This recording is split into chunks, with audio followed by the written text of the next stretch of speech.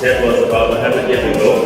So with over 100 years of heritage history, Chevrolet is not just any other car company.